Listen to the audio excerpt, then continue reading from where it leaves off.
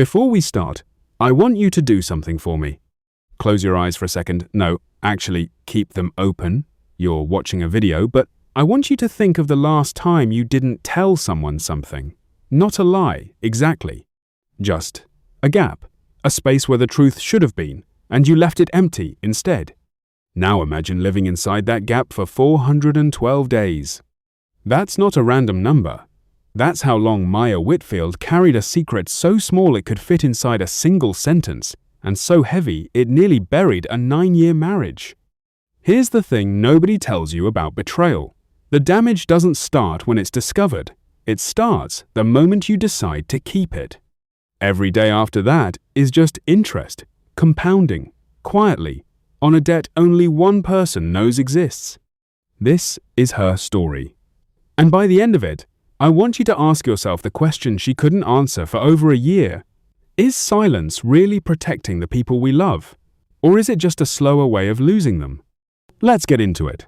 Hello, friends, and welcome back to Whispers Us. Every episode here brings you a story worth hearing. Before diving in, take a second to hit subscribe so you never miss what's next. Alright, let's get started. Maya used to say that she and Daniel weren't so much a couple as a building. Something with a foundation you could trust your weight on.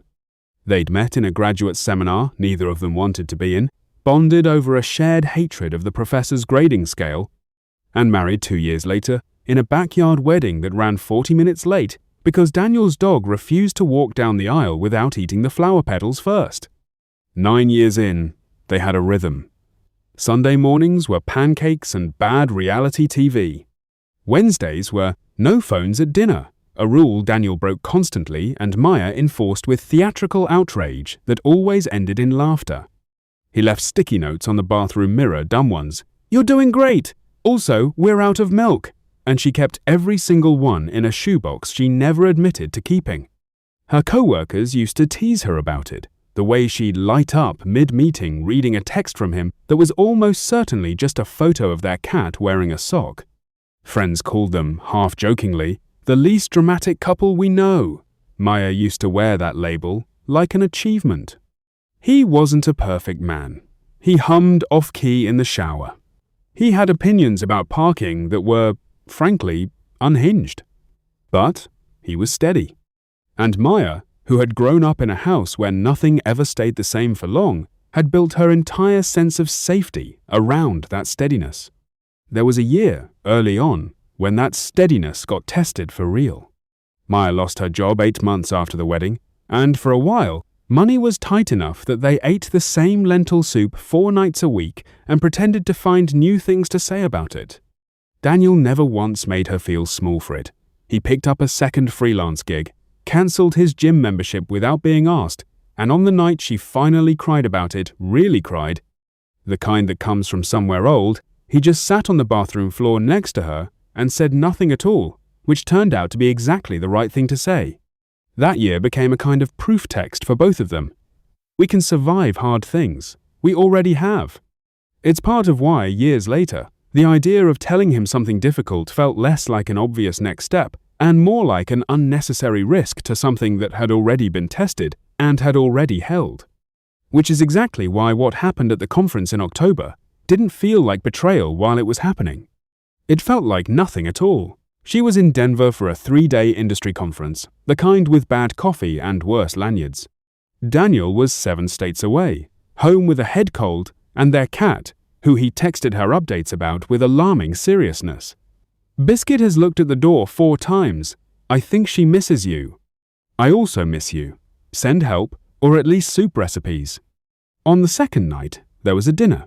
Colleagues, mostly strangers, the kind of forced networking mixer where everyone's had 1 drink too many and is pretending the small talk is fun. Maya almost skipped it. She'd planned to order room service and call it an early night, but a colleague dragged her along, and she remembers thinking, with zero premonition at all, that it was just an ordinary Tuesday decision. That's where she met Theo. He worked for a competing firm out of Chicago, funny in the dry, understated way that catches you off guard. He asked her real questions, not, "What do you do?" but, "What did you want to do before this?" And somewhere between the appetizers and the second round of drinks, Maya realized she was leaning forward, laughing louder than she meant to. feeling, for the first time in longer than she wanted to admit, seen in a way that had nothing to do with logistics or grocery lists or whose turn it was to call the plumber. It wasn't that Daniel didn't see her. It was that nobody had looked at her like a new person in almost a decade, like someone whose whole story wasn't already known, already filed away, already loved in its familiar shape. There's a particular kind of attention strangers give you that long-time partners simply can't, not because they love you less, but because they already know the ending of most of your sentences. Theo didn't know any of her endings yet. For 2 hours, that felt less like temptation and more like oxygen. Nothing happened that night. She wants that, understood she'll say it to anyone who asks, and she said it to herself on loop for months afterward like a legal defense. Nothing happened. Except this. At the end of the night, standing outside the hotel elevator, Theo hugged her goodbye. A normal hug. 2 seconds, maybe 3. And in that hug, Maya felt something she had no name for, not desire exactly, but a kind of aliveness she hadn't felt in years. A reminder that she was still a person separate from wife, someone who could still make a stranger's eyes light up across a dinner table. She pulled back first. She went up to her room alone. She called Daniel, told him about the terrible hotel Wi-Fi and the conference keynote that ran long, and he told her Biscuit had knocked a plant off the windowsill and he loved her and to sleep well. She said, "I love you too," and meant it completely. And she never mentioned Theo. Not that night. Not the next day. Not ever. Here's where I need you to notice something, because it's the whole hinge of this story. Maya didn't lie because she'd done something monstrous. She lied, or rather, she omitted, because the truth felt too small to bother with and too strange to explain. It was just a hug. It would only hurt him for no reason. That's the sentence she told herself, and on its own, it almost sounds reasonable. But reasonable secrets are still secrets. And secrets don't stay the size you first decided they were. Psychologists have a term for what happened next, though Maya wouldn't learn it until much later, in a therapist's office with a box of tissues she refused to touch out of pure stubbornness. They call it silent compounding guilt, what happens when an unconfessed moment doesn't fade the way you expect it to, but instead sits in the body and quietly accrues interest. Here's how it worked for Maya. At first it was almost nothing. A flicker of discomfort when Daniel said something sweet, a half-second delay before she could receive it. Then it became something stranger.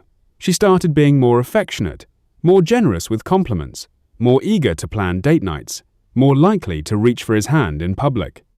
Anyone watching would have said their marriage looked better than ever.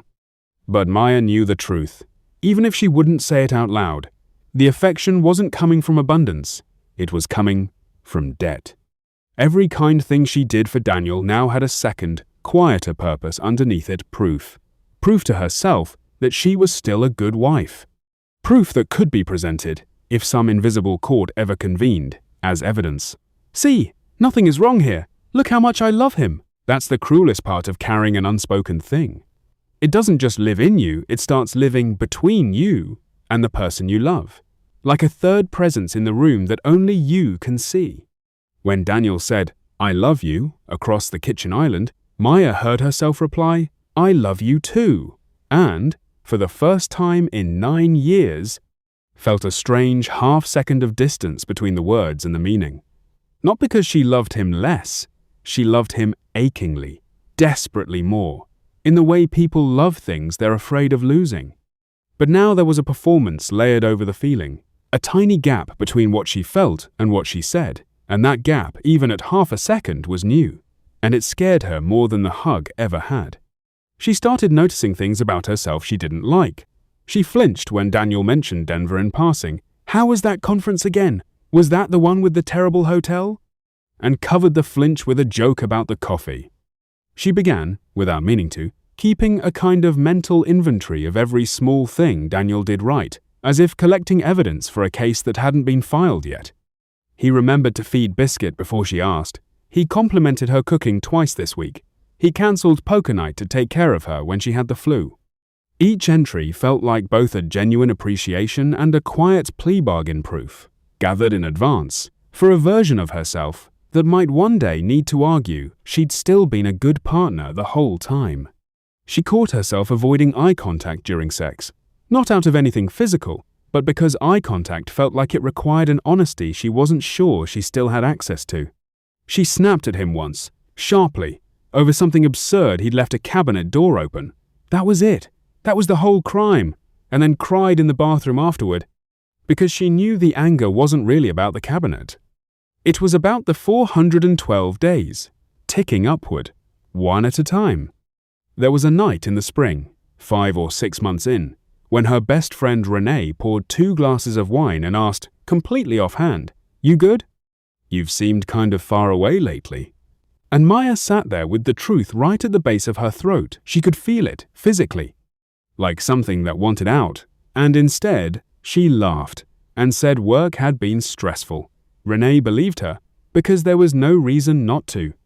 Maya drove home that night, gripping the steering wheel harder than the empty road required, furious at herself for a reason she couldn't fully name.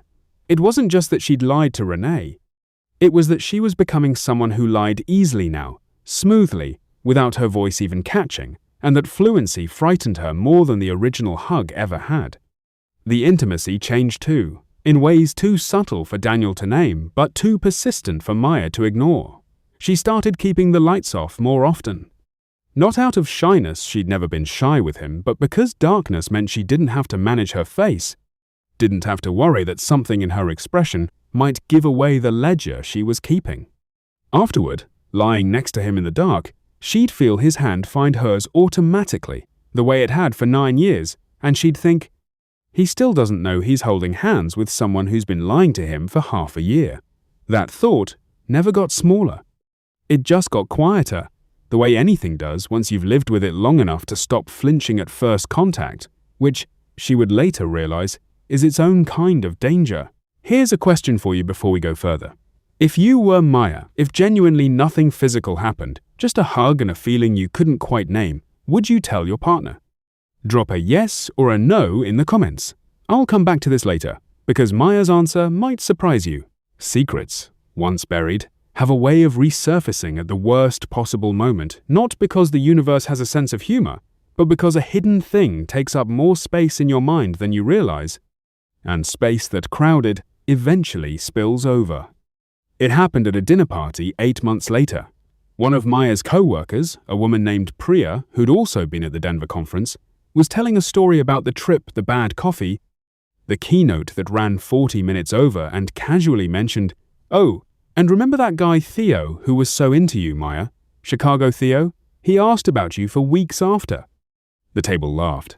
Daniel laughed too, easily, without a flicker of suspicion, because why would he suspect anything his wife had never given him a single reason to? Maya laughed along, and underneath the table, her hand found Daniel's knee and squeezed it, gently, like an apology he didn't know he was receiving.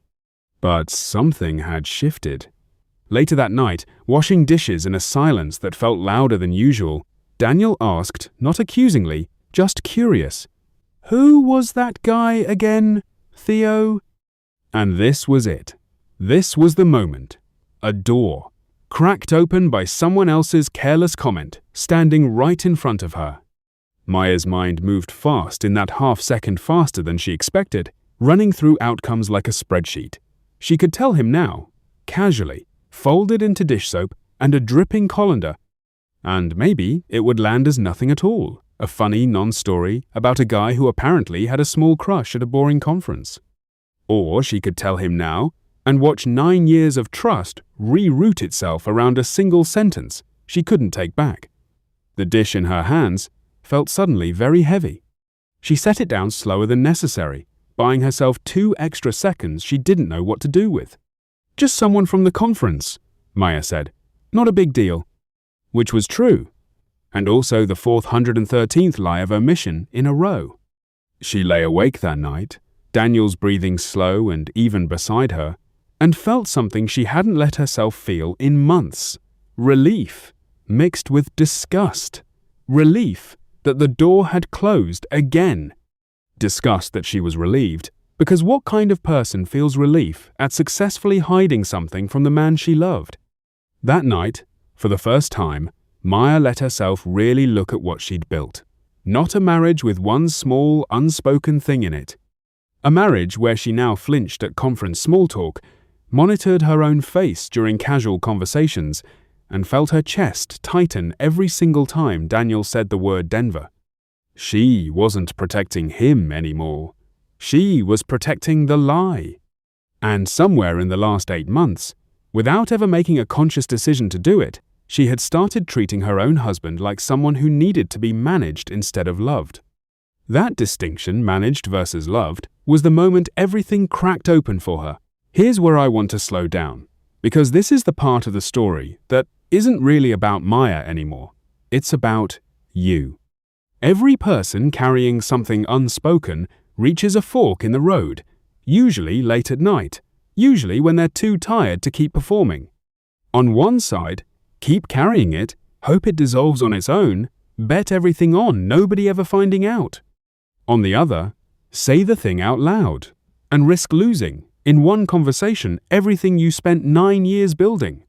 Maya sat with that fork for 3 more weeks. She wrote the confession in her notes app 4 separate times and deleted it 4 separate times. She rehearsed it in the shower, she rehearsed it in the car. She rehearsed it standing in front of the bathroom mirror, where Daniel's sticky notes still lived. And one of them, an old one, faded now, said, "You're stronger than you think." She stared at that note for a long time. She almost told Renee first, thinking it might be easier to say out loud to someone who wasn't the person it could hurt. She got as far as, "So, something's been bothering me," before she lost her nerve and pivoted to a story about her boss instead.